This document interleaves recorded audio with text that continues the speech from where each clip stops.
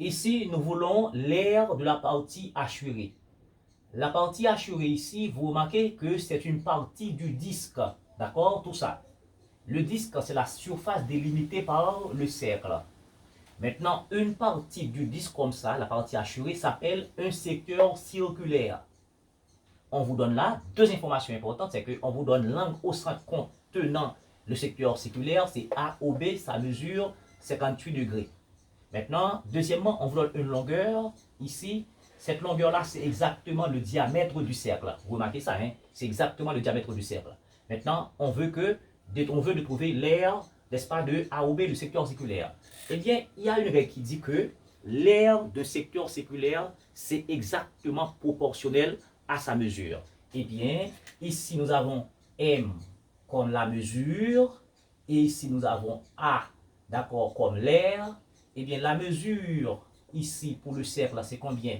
Ça correspond à 360 degrés.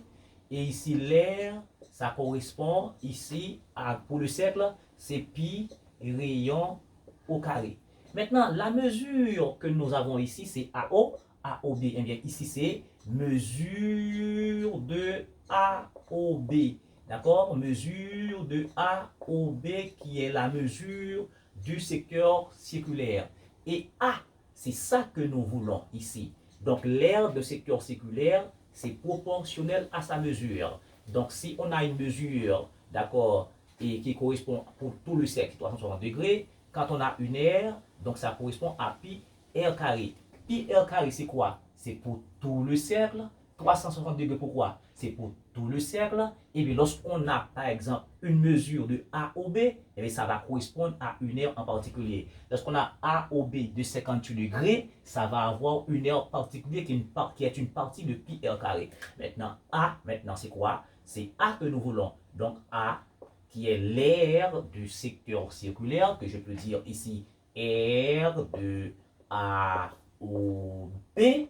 Donc, vous êtes d'accord, il suffit de faire un produit en quoi? Donc, on va avoir pi r carré par mesure de A au B. Donc, pi r carré par mesure de A au B, d'accord? Et ceci sur 360 degrés. OK? Maintenant, il nous faut une information ici. Ici, nous avons 8 inches, 8, d'accord, 8 pouces. Maintenant, qui est le diamètre. On n'a pas R. Donc, avec, maintenant, R est égal à diamètre divisé par 2.